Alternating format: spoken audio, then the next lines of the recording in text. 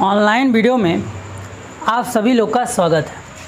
और आपके सामने जो अभी हम लेकर आए हैं ना, क्या नाम है? अम्ल की अभिक्रिया क्षार से।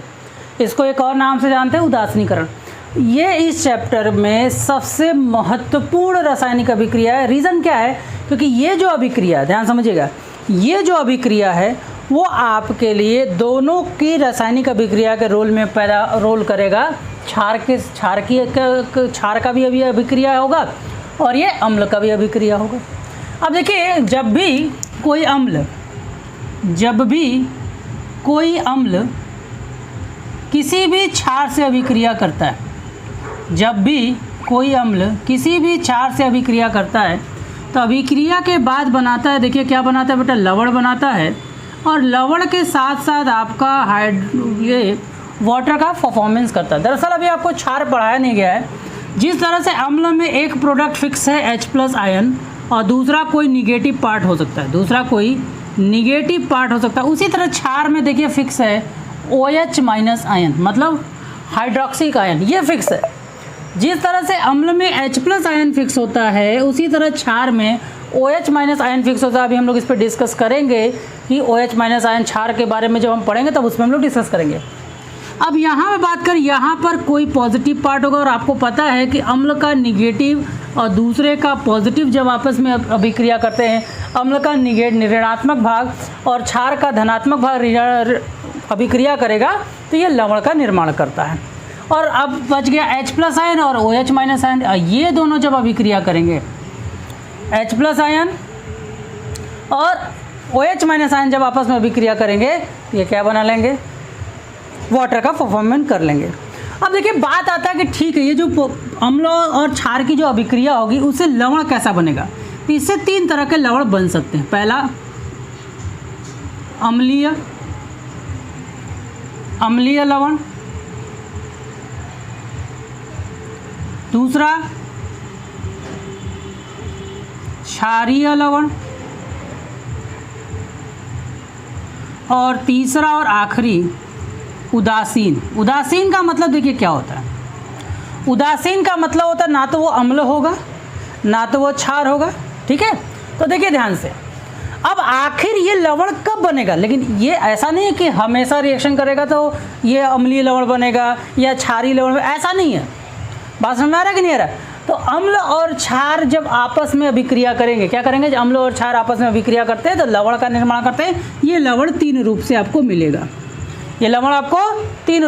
सबसे पहला देखिए कि अम्लीय लवण कैसे बनता है। अब अम्लीय लवण बनाने के लिए हमें क्या करना होगा? प्रबल अम्ल कर दीजिए। कौन सा कर दीजिए? प्रबल अम्ल ले लीजिए। और आप दुर्बल क्षार कर दीजिए। ध्यान समझिएगा, अम्ल आपका तगड़ा हो, मतलब अम्ल का जो पावर हो वो ज़्यादा पावरफुल हो, और क्षार जो क्या हो? दुर्बल हो।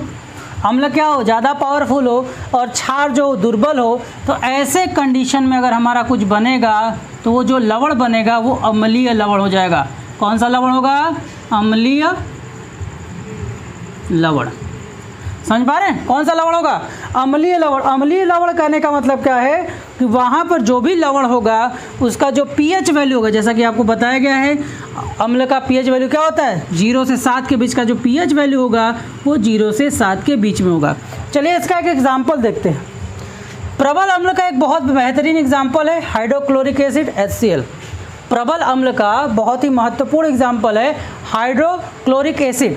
अब हाइड्रोक्लोरिक एसिड क्या करेगा? ध्यान समझिएगा, जो हाइड्रोक्लोरिक एसिड है वो HCl के साथ, और एक और हम ले लेते हैं NH4OH, ठीक है, अमोनियम हाइड्रोक्साइड। क्या ले लेते हैं? Ammonium hydroxide. इसे हम लोग क्या नाम देते हैं? Ammonium hydroxide.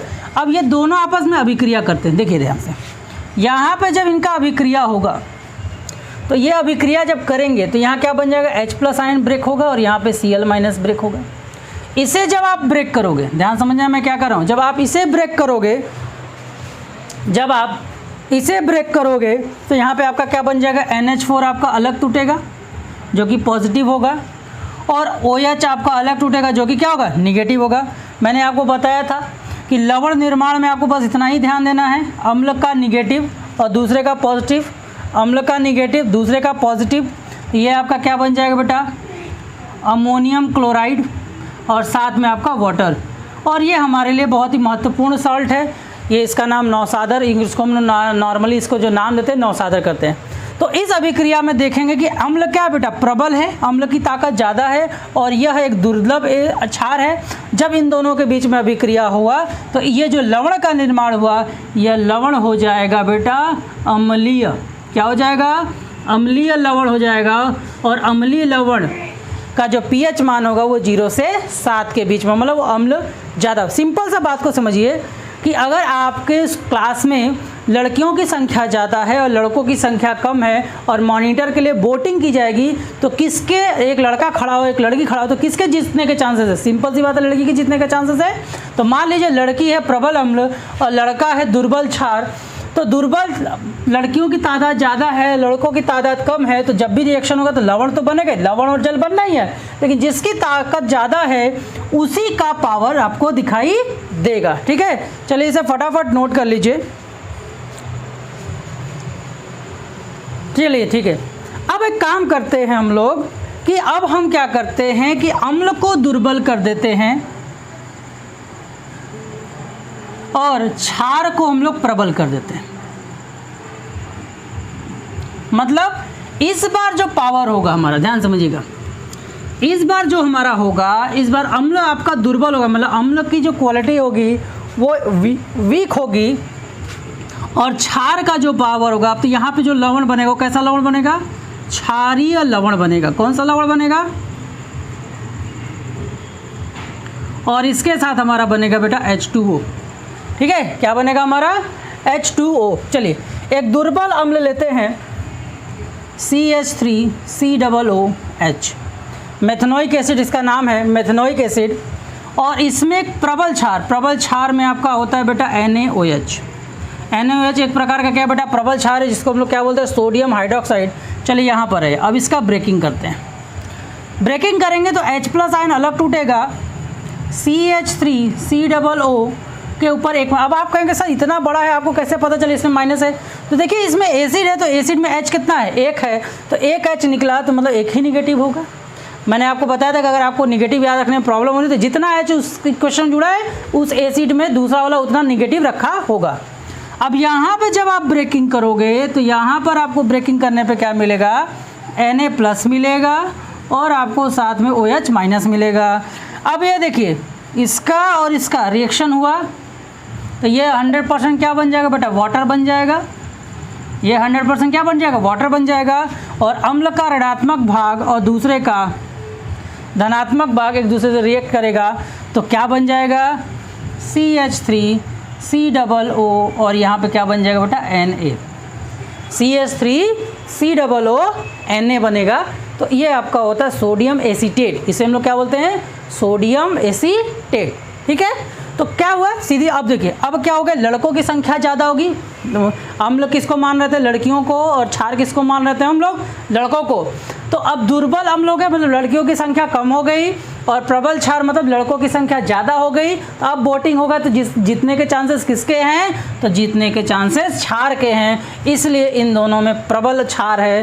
तो लवण के पास जो प्रॉपर्टी होगी वो कौन सी प्रॉपर्टी होगी, क्षारीय प्रॉपर्टी होगी। अब क्षारीय होने का मतलब क्या होता है, ध्यान से समझिएगा।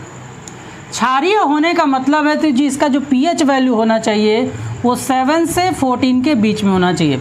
जो इसका pH वैल्यू होना चाहिए वो 7 से 14, तो मतलब इस सोडियम एसीटेट की जो वैल्यू होगी वो 7 से 14 के बीच में होगी। चलिए हो गया, चलिए इसे फटाफट नोट कर लीजिए वीडियो को करके। अब हम बात करते हैं कि दोनों ही अगर प्रबल हो जाए, अब हम बात करते हैं कि यदि दोनों के दोनों ही प्रबल हो जाए, ठीक है, दोनों के दोनों क्या हो जाए, प्रबल हो जाए। प्रबल का मतलब देखिए HCl, अभी हमने आपको एक एग्जांपल में दिया था कि HCl एक प्रबल अम्ल है, और क्षार के रूप में हमने आपको एक एग्जांपल दिया था NaOH एक प्रबल क्षार है। इन दोनों के बीच में जब अच्छा प्रबल क्षार और प्रबल करेगा तो एकदम सेम यही आएगा, लवण आएगा। और वो लवण कैसा होगा, उदासीन होगा। क्या होगा बेटा, उदासीन लवण। अब उदासीन लवण कहने का मतलब क्या है, मतलब उसकी pH वैल्यू कितनी होगी, इसकी जो pH वैल्यू होगी वो 7 के बराबर होगी। और यहाँ पर क्या बन जाएगा, बाकी तो आपको पता है वाटर बनेगा। तो इन दोनों की अभिक्रिया हम लोग करने जा रहे हैं। अब इसकी अभिक्रिया देखिए ध्यान से, H से निकलेगा, ये क्या बनेगा, H+ आयन बनेगा। यहाँ पे क्या बनेगा, Cl- आयन बनेगा। इन दोनों के बीच में जब आप इसको ब्रेक डाउन करेंगे तो ये क्या बनेगा, Na+ बनेगा और OH क्या बनेगा, माइनस बनेगा। ये माइनस ये प्लस एक दूसरे से क्या हो जाएंगे, रिएक्ट कर जाएंगे और आपका फॉर्मेशन क्या कर लेंगे बेटा, NaCl का कर लेंगे। ये अब इससे क्या होगा बेटा, रिएक्ट कर जाएगा और रिएक्ट कर जाने के कारण क्या बनेगा, H2O। तो ये जो नमक आप देख रहे हो NaCl किसका फार्मूला होता है, नमक का, हमारे घरों में जो यूज़ हम करते हैं सॉल्ट है वो होता है। तो ये जो सॉल्ट होता है ना तो एसिडिक होता है और ना ही बेसिक होता है, मतलब इसकी जो pH वैल्यू होगी वो 7 के इक्वल होगी। और भी एग्जाम्पल हो सकते हैं, फिलहाल आप इतना समझिए। चलिए सब फटाफट नोट कर ले। अब मान लीजिए कि दोनों के दोनों ही यदि दुर्बल हो जाए तो क्या होगा, मान लीजिए कि दोनों के दोनों ही यदि दुर्बल हो जाए तो दुर्बल होने पर इन दोनों के बीच में रिएक्शन कराना थोड़ा सा मुश्किल होता है। मतलब दुर्बल अम्ल और दुर्बल क्षार जो होते हैं उनके बीच का रिएक्शन थोड़ा सा कॉम्प्लिकेटेड होता है, जल्दी नहीं करते हैं। लेकिन कुछ एग्जाम्पल हैं जहाँ पर दुर्बल अम्ल और दुर्बल क्षार भी एक दूसरे से अभिक्रिया कर लेते हैं। अब देखिए, दुर्बल अम्ल हो दुर्बल क्षार हो, दोनों की पावर ज़्यादा है, दोनों की पावर एक जैसी है, तो अभी भी जो लवण बनेगा वो उदासीन, मतलब प्रबल दोनों थे, एक जैसे थे तो उदासीन लवण बना, और दुर्बल बने तो भी क्या होगा, उदासीन होगा। दुर्बल अम्ल में हम एक ले लेते हैं CH3COOH, कौन सा है बेटा, मेथनोइक एसिड। और यहाँ पर हम ले रहे हैं दुर्बल क्षार में NH4OH। अब यहाँ पे आपको पता है कि अगर हम यहाँ पर काम करेंगे तो यहाँ पे ब्रेकिंग होगा तो CH3COO एक सिंगल माइनस और H पर एक पॉजिटिव होगा। इसको जब हम ब्रेक करेंगे तो NH4 पर एक पॉजिटिव होगा और OH पे क्या होगा, एक निगेटिव होगा। तो यहाँ का अम्ल का निगेटिव और दूसरे का पॉजिटिव एक दूसरे से रिएक्ट करेगा, क्या बन जाएगा, CH3 COO NH4। और यहाँ पर बाकी तो आपको पता ही है क्या बनेगा। तो इस लवण की भी अगर हम pH वैल्यू की बात करेंगे तो कितना आएगा, 7 आएगा। तो कुल मिलाकर आपने देखा, अगर आपसे कोई पूछे कि उदासीनीकरण अभिक्रिया क्या है तो आप क्या जवाब देंगे। तो जब जनरली लोग यही बोलते हैं कि जब अम्ल और क्षार अभिक्रिया करता है तो इस अभिक्रिया को उदासीनीकरण करते हैं। लेकिन उदासीनीकरण का मतलब होता है कि अम्ल की प्रकृति और क्षार की प्रकृति पूर्णतः खत्म हो जानी चाहिए। तो क्या यहाँ पे अम्ल की और क्षार की प्रकृति खत्म हो पा रही है, नहीं हो पा रही है। तो अम्ल और क्षार की प्रकृति लवण बनने पर तभी खत्म हो पा रही है जब या अम्ल और क्षार दोनों ही दुर्बल हो या अम्ल और क्षार दोनों ही प्रबल हो। तो उदासीनीकरण का एग्जैक्ट परिभाषा अगर हमको देना है तो हम ये करेंगे, जब प्रबल क्षार और जब प्रबल अम्ल प्रबल क्षार या दुर्बल अम्ल दुर्बल क्षार एक दूसरे से अभिक्रिया करते हैं तो अभिक्रिया के फलस्वरूप जो एक प्रकार का लवण प्राप्त होता है, लवण और जल प्राप्त होता है, वह लवण उदासीन होता है। इसीलिए इन दोनों अभिक्रियाओं को हम लोग उदासीनीकरण अभिक्रिया के नाम से भी जानते हैं। क्लियर हुआ। इसीलिए जैसे कभी कहीं एसिड का अटैक होता है या मधुमक्खी हमें काटती है तो ध्यान से देखिएगा, जैसे आपको कभी मधुमक्खी काटी होगी तो लोगों ने कहा होगा कि चूना उसके ऊपर लगा लो। तो मैं बता दूं, मधुमक्खी काटती है तो उसके अंदर भी एसिड पाया जाता है और चूना जो होता है वो CaOH का ट्वाइस होता है। क्या होता है, CaOH का ट्वाइस होता है। ध्यान समझिए मैं क्या कर रहा हूँ। चूना जो होता है वो क्या होता है, CaOH का